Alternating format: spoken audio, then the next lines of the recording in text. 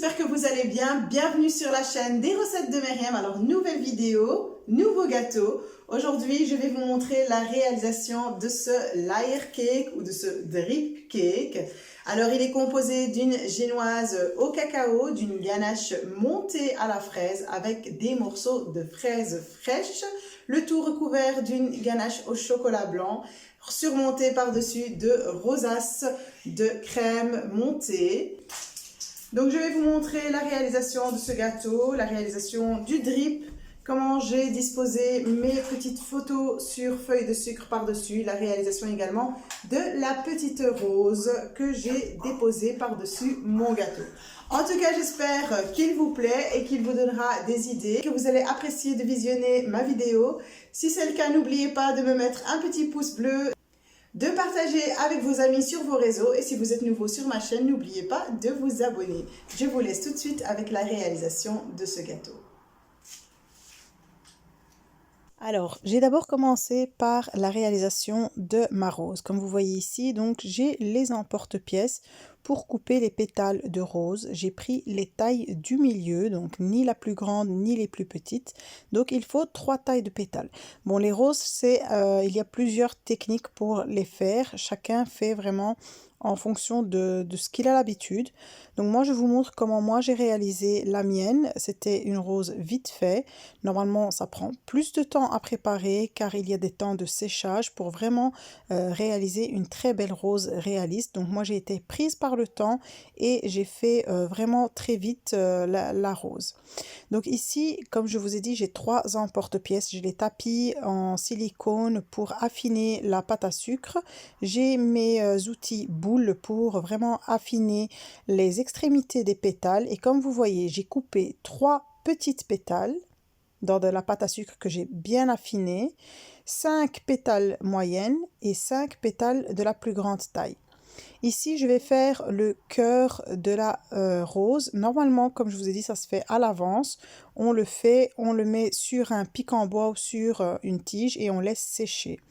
Là, j'ai tout fait le jour même. Vous voyez, le cœur, il faut vérifier qu'il soit plus petit que la plus petite des pétales, c'est-à-dire que l'emporte-pièce le plus petit avec lequel on a coupé nos pétales. Donc le cœur ne doit pas être plus grand pour qu'il ne dépasse pas par le haut. Je vais prendre mes 3 petites pétales de petite taille et je vais les affiner comme vous voyez ici, juste aux extrémités. Je remets sur mon tapis en mousse et j'appuie bien sur les extrémités. Il faut vraiment bien appuyer et n'oubliez pas de mettre de la maïzena, de la fécule de maïs si ça commence à coller pour que la pâte à sucre ne déchire pas. J'ai ici mon silicone pour vraiment donner l'effet vrai pétale de rose. Vous voyez, il est très chouette, donc quand on appuie dessus avec la pétale au milieu, ça donne un effet très réaliste aux pétales. Donc voilà, une fois que j'ai mes 3 petites pétales, je vais les coller, donc avec très peu d'eau, n'en mettez pas beaucoup sinon ça va faire que glisser, le coller sur le cœur de ma fleur comme vous voyez ici et je vais vraiment l'enrouler. Il ne faut pas qu'on voit le cœur de la rose dépasser par le haut. Plus ça sera fin, plus ça sera fermé et plus beau sera le résultat.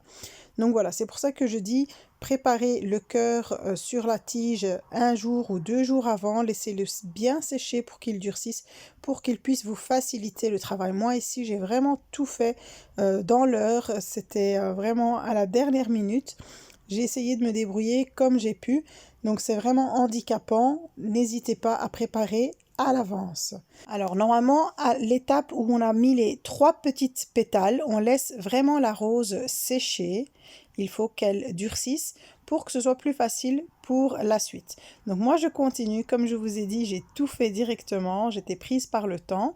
Donc je vais affiner mes 5 pétales de taille moyenne. Donc toujours bien affiner les bords avec l'outil boule. Et après, Si vous avez le petit moule en silicone, n'hésitez pas à l'utiliser, ça donne un plus bel effet.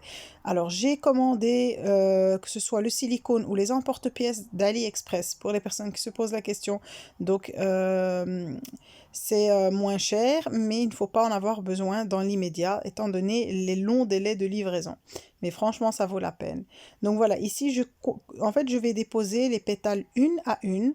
Et j'ai commencé à l'intersection où j'avais terminé avec la troisième petite pétale et je fais le tour à chaque fois et j'essaye de donner des petites formes irrégulières sur le haut. Donc là, je vous ai montré avec la tige que normalement, il faut laisser sécher à la verticale, comme ça, la fleur suspendue à n'importe quel objet que vous pouvez avoir chez vous à la maison. Donc moi, je ne pouvais pas la pendre, étant donné que le cœur n'était pas tout à fait dur, vu que je l'avais fait sur le cou.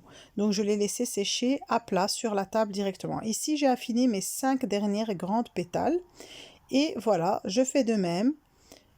Je vais commencer à les disposer là où je me suis arrêtée, donc à la dernière pétale moyenne, et je fais le tour de ma fleur, de ma rose, toujours en écrasant bien le bas pour bien fermer la rose et en faisant des petits plis sur le haut de la pétale pour lui donner un petit effet réaliste. Donc voilà, donc normalement elle doit sécher suspendue. Je peux pas, je vais la laisser déposer comme ça sur la table sur le petit moule en silicone et voilà, elle durcira comme ça.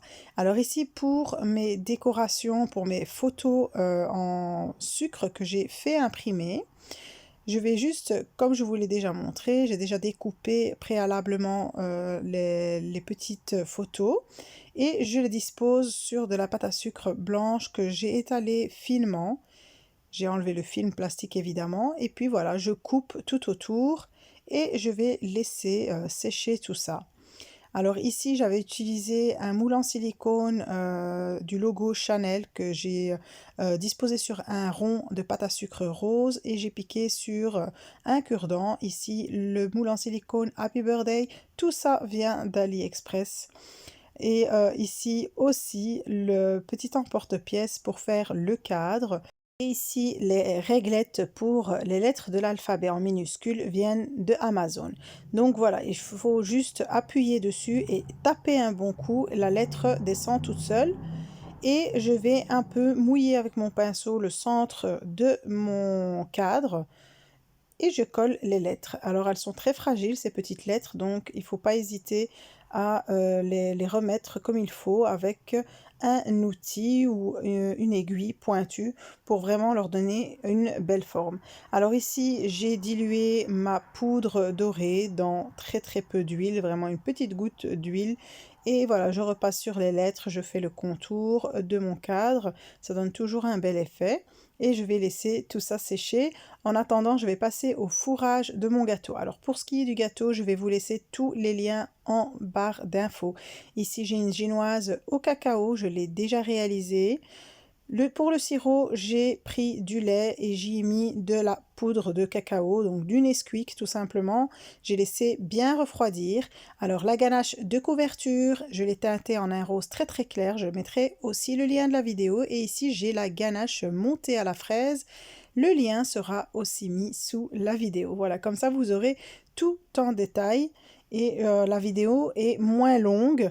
Je vous montre seulement comment j'ai procédé au fourrage. C'est comme d'habitude, j'ai mis un rhodoïde autour de mon moule. Il fait 15 cm de diamètre.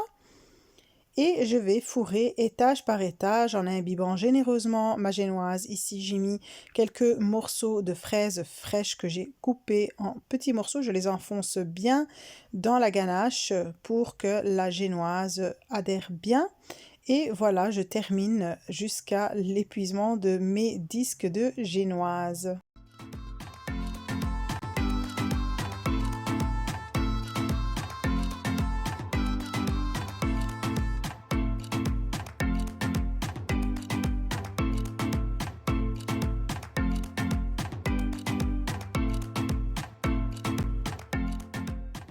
Alors une fois que j'ai laissé mon gâteau bien refroidir toute la journée au réfrigérateur, je vais passer au lissage.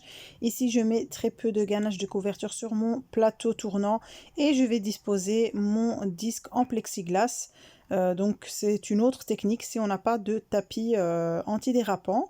Donc ça s'accroche bien et ça ne bouge pas. Voilà, je vais mettre mon disque en carton sur mon gâteau et je le retourne sur le disque en plexi et je vérifie qu'il est bien centré pour avoir après un lissage qui soit bien droit. Je retire le papier sulfurisé du haut de la génoise et je retire le rhodoïde. Alors vous voyez ici ma ganache de couverture, je l'avais réchauffée car elle avait durci. Elle est très liquide, donc je vais en mettre une bonne couche sur le haut. Je vais mettre par-dessus mon deuxième disque de plexiglas que j'ai emballé dans du papier cellophane et je vais mettre un petit peu de ganache pour fixer le tout. Vous voyez, elle est liquide, donc, mais bon, c'est toujours plus facile à travailler qu'une ganache qui a durci. Pour moi, c'est vraiment plus facile. Donc voilà, à partir de cette étape-là, je l'avais mis au réfrigérateur pour qu'il durcisse. Et là, le lissage se fait vraiment tout seul. Vous voyez, la ganache a déjà pris, ça prend très très vite. Donc n'hésitez pas à la réchauffer si vous voyez qu'elle est trop dure pour le lissage. Donc je laisserai les liens des vidéos précédentes qui ont été faites sur le lissage. Donc ça a été déjà vu plusieurs fois en détail. Donc ici je fais un petit survol juste pour vous montrer l'étape du lissage. N'hésitez pas à chaque fois à aller regarder ce que je mets en description. Je mets plusieurs informations. Donc ça peut toujours être utile. Voilà, donc après une première couche de lissage, je place mon gâteau au réfrigérateur, je le ressors après une demi-heure et je mets une deuxième couche en bouchant les petits trous et en retirant les petites imperfections qui peuvent persister sur le gâteau.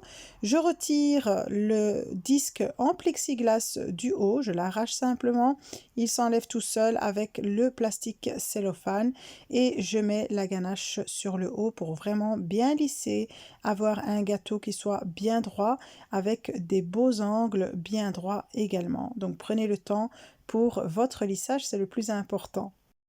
Alors voilà, après que mon gâteau est passé plusieurs heures au réfrigérateur, vous voyez, je l'enlève juste avec un petit couteau, je fais le tour du gâteau en arrachant le disque en plexiglas, soulève mon gâteau, pardon, et je le dispose sur mon cakeboard sur lequel j'ai mis un peu de ganache pour le fixer. Alors, je fais passer ma spatule vite fait autour du gâteau juste pour réparer un peu ce que j'ai abîmé sur le bas du gâteau pour enlever les petites imperfections. Vous voyez ici, j'ai collé donc le petit cadre avec le prénom. Alors pour le drip, c'est du chocolat blanc que j'ai fait fondre avec de la crème. Donc j'avais une quantité de 100 g de chocolat blanc et plus ou moins 30 ml de crème liquide et voilà, je fais fondre au bain-marie jusqu'à ce que le mélange soit bien homogène. Je rajoute quelques gouttes de colorant. Ici en l'occurrence c'était du rose de la marque Progel et voilà, vous avez vu qu'il est ni trop liquide ni trop épais, donc il faut attendre d'être vraiment à la bonne consistance pour pouvoir le mettre sur le gâteau. Attention, il doit être froid évidemment pour ne pas faire fondre votre ganache. Et voilà, on le dispose, je l'ai fait à la cuillère pour vous montrer qu'on peut très bien le faire aussi juste avec une petite cuillère en faisant à chaque fois des coulures petites et grosses. On varie en fait pour avoir cet effet vraiment dégoulinant sur le gâteau. J'en ai remis par-dessus. Et si vous avez vu au pied du gâteau, j'ai juste mis de la pâte à sucre avec le moule en silicone que j'ai déjà montré plusieurs fois. Donc pour faire l'effet petite perle au pied du gâteau. J'ai disposé ma rose sur le gâteau. Et ici, j'ai juste monté de la crème liquide 40% ou 35% aussi. Ça peut très bien faire l'affaire simplement avec du sucre glace et quelques gouttes d'arôme à la vanille juste pour la décoration. Ici, je mets quelques perles par-dessus. J'avais déjà préparé le chiffre 13 que j'avais coupé avec un emporte-pièce et que j'ai piqué dans des cure-dents pour que ce soit plus facile à disposer sur le gâteau. Alors maintenant, je commence à disposer un peu tout ce que j'avais prévu. Donc je n'avais pas déjà une idée bien fixe dans ma tête. C'est pour ça que les images, les photos, je les avais laissées telles quelles. Et finalement, j'ai commencé à mettre des cure-dents. Donc je les enfonce vraiment délicatement. Allez-y doucement pour ne pas déchirer la photo et ne pas casser la pâte à sucre. Et donc je les ai enfoncés sur le gâteau pour qu'on les voit bien. Vous voyez, j'ai mis un peu sur le haut, sur les côtés. Je mets quelques perles autour et sur le gâteau et des toutes petites perles blanches que je colle un peu partout. Donc voilà, un gâteau qui est très girly, qui est assez chargé, mais qui garde son élégance. Voilà, mon gâteau est terminé. J'espère en tout cas qu'il vous plaît, qu'il vous donnera des idées pour vos prochains gâteaux. Si vous avez aimé ma vidéo, n'oubliez pas de la liker, de la partager sur vos réseaux avec vos amis, votre famille. N'oubliez pas de vous abonner si c'est la première fois que vous passez par là. N'hésitez pas à me laisser un commentaire, je vous répondrai avec grand plaisir et je vous dis à très très vite pour une nouvelle vidéo. Bye bye!